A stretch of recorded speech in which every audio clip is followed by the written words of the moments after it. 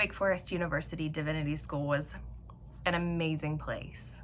It was filled with the best and brightest students and professors. I had exemplary training in all manners of things that I would need for ministry.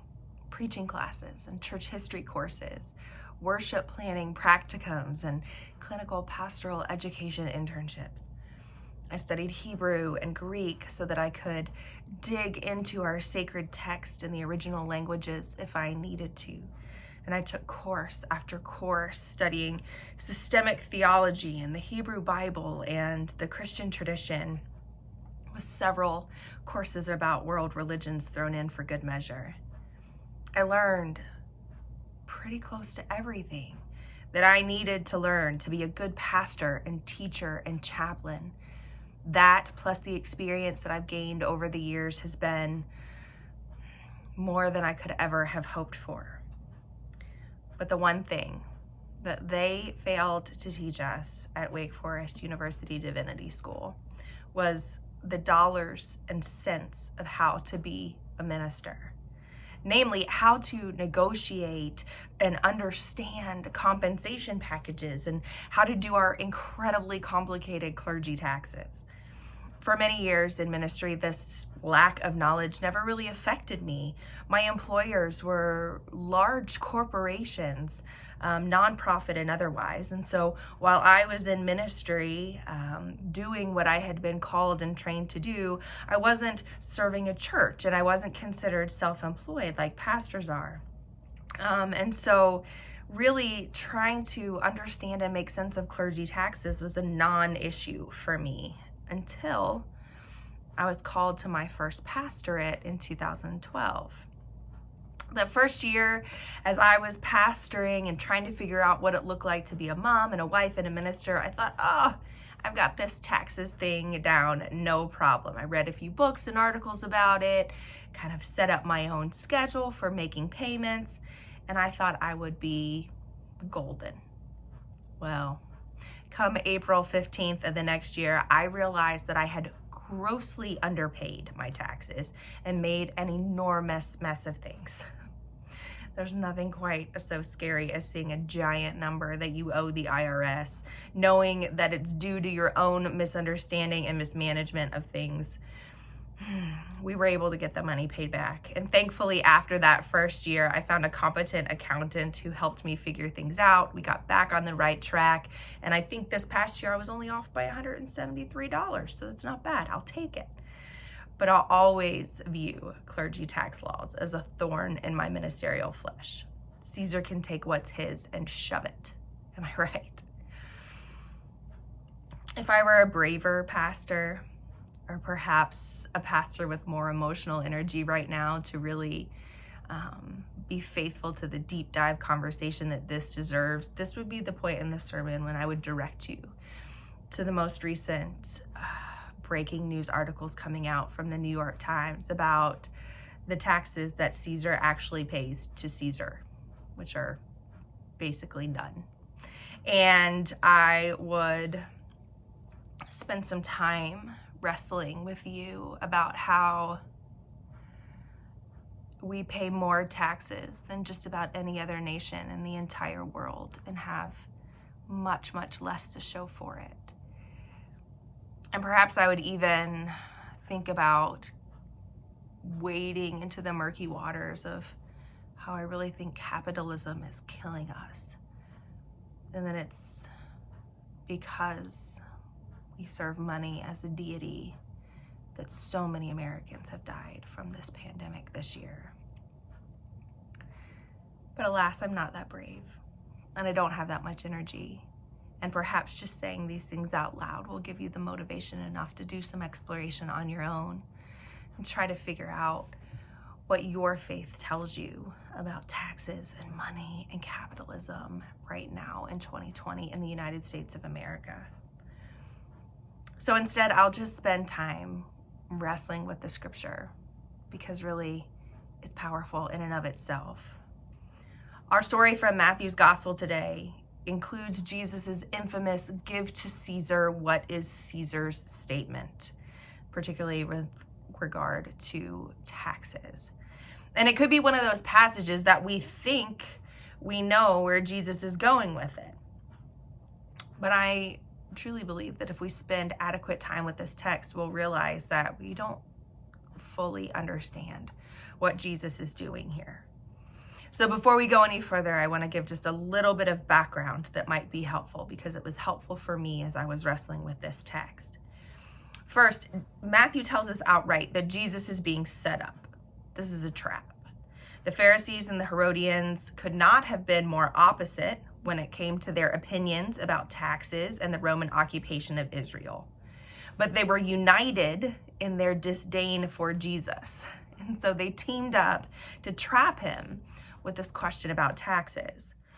One commentator notes that if Jesus answers that the taxes are lawful, then he will give offense to the Pharisees and many in the crowd who hated Rome's constant meddling, not to mention the poor who were especially burdened by this flat tax on them. On the other hand, if he speaks out against the tax, it won't take long for the Herodians, who are loyalists to Rome, to take the news of such seditious talk back to the powers that be. It's a well-laid trap. No matter what he says, he's going to say the wrong thing. And all the more, this is a trap because it's prefaced by a flattering reminder that Jesus has a reputation for fearlessness and for truth-telling. Jesus can see right through political maneuvering. He's not here for that. Well, next, it's important to understand what this particular tax is that they're asking about. David Lose explains that it's not simply taxes in general that are up for debate here. It's a very specific particular tax. Jews in first century Palestine paid numerous taxes, temple taxes, land taxes, custom taxes, but the tax in question was a particularly awful one. It was an imperial tax paid as tribute to Rome to support the Roman occupation of Israel. That's right. First century Jews were required to pay their oppressors a denarius a year to support their own oppression. I can think of so many examples of how this continues in 21st century America. But Lose continues, not everyone saw it this way. Those put in power by Rome, represented by the Herodians in this passage, advocated supporting Roman governance of Israel. The nationalists who were opposed to Rome, perhaps comprising much of the crowd, found the tax offensive as it was a constant reminder of their humiliation. Lose says, and the religious devout, represented by the disciples of the Pharisees, they had to pay this tax with a coin engraved with a picture of Caesar on it. And the coin proclaimed Caesar's divinity, which forced them to break the first two commandments as they were fulfilling their requirements as citizens. It's complicated. It's ugly. And finally, I want us to think about what we think Jesus's answer means, because I think we think the give to Caesar, what is Caesar's phrase, is as straightforward it gets. Give to the emperor the things that are the emperor's. Give to God the things that are God's. Easy peasy, no problem. Pay your taxes, give your tithes, keep your church and state separate, divorce your politics from your faith, and all will be nice, neat, and tidy in the end. I've heard sermon after sermon after sermon preached on that. And I'm not necessarily against any of those things. But I'm pretty sure that that's not what Jesus is saying here. Most specifically, because when does Jesus ever do anything that is neat and tidy or easy peasy? He wouldn't be Jesus if he weren't saying something subversive, something that makes everyone uneasy, something that makes all of us question what we're doing with our money day in and day out. And I think it's important to recognize that no matter how he answers this question, Jesus is still going to be crucified for being an enemy of the state. And his death was championed by both the Herodians and the Pharisees. There was no way for him to win. It didn't matter what he said. But what we can't really grasp from this story, perhaps because it's so common within ourselves, is that Jesus nails the religious elite to their own crosses with their own hypocrisy by just asking them a few simple questions in return. He said, "Show me this coin." Commentator Andrew Pryor explains that the obvious point for the listeners, and perhaps what we don't get, is that the Pharisees were able to reach into their actual pockets and pull out these coins. This was damning. They were condemning themselves by carrying the unholy coinage of Rome into the temple itself. Even before Jesus makes his brilliant reply, the questioners are exposed as insincere. Pryor says the force of Jesus's questioning is not so obvious for us today. "Show me the coin he used for the tax," he asked. And any of us could probably pull dollar bills and coins out of our pockets and our wallets. But simply by demonstrating that their own life had been so conditioned by the secular Roman Empire that no one felt even a hint of dis-ease at carrying around these blasphemous coins for everyday use, Jesus paints his questioners as fools. We do it without thinking about it. We are the puppets of the empire. They were, we are. This is the truth Jesus is attempting to point out. And oh my, how that truth stings, at least for me. In essence, what Jesus is saying to the Pharisees and the Herodians is, who is God? Where is your allegiance? Who do you follow? Pastor David Lose says that as we read this passage, we should understand that Jesus is asking us the same thing, asking us to declare our allegiance. It doesn't matter whose image is on the coin. It matters whose image is on us.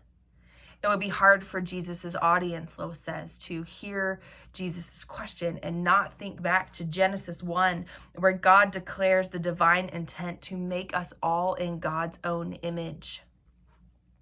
Because while many of us feel strongly about our political loyalties before we are any voting party, before we are any nationality, we are Christian. And while we may be confident that how we spend our money is our business and no one else's, we have a tendency to forget in whose image we have been made, and we succumb to the temptation to believe that we are no more than the sum total of our possessions. We believe that our bank accounts and our retirement funds tell the true story about our worth and value. Commentator Lance Pope suggests that when confronted with the question of human loyalty and the coin bearing the image of the earthly emperor, it's easy to picture Jesus flipping that coin in his hand a few times and tossing it casually aside, maybe to somebody who really, really needed it. Pape says, in my imagination, I see his eyes rising to meet the eyes of his opponents, confronting each of them with an unspoken question in the air. And you, my friend, whose image do you bear? Whatever we render unto Caesar, or to the retirement fund, or to the offering basket at the church, we can never afford to forget this. We belong entirely to God. We may divide our budget, but we may never divide our allegiance. The coin of our realm, Pape says, bears the image of dead presidents, but each of us bears the image of each other, and each of us bears the image of the divine. Because our Creator said, let us make humankind in our image, according to our likeness. And we must never forget to render unto God what is God's. My friends, if you haven't grasped it already, everything is God's. And when we look at the world around us and we look at those who are suffering, every single one of them bears the image of God. As does every single one that has sold their soul to the economy or to the stock market or to capitalism, of which so many of us know the truth that that is part of who we are as well. So now, as we are in this incredibly fraught season, barreling down upon our election, living through a global pandemic, I wonder if we need to take a step back and to take a look in the mirror and to see the divine image reflected in our face, and to look at the world around us and see the divine image reflected in the face of every single one, particularly those who has a boot on their neck. May we give to Caesar what is Caesar's, but may we also give abundantly to God what is God's. Not just our money, but our time and our energy and our prayers and our votes and our advocacy. Because the way we live, the way we use our money, the way we vote, the way that we carry ourselves in this world and share the divine image, it matters. We can give to the emperor what belongs to the emperor, but I hope we remember to give to God what belongs to God, because it all does. Thanks be to God. Amen.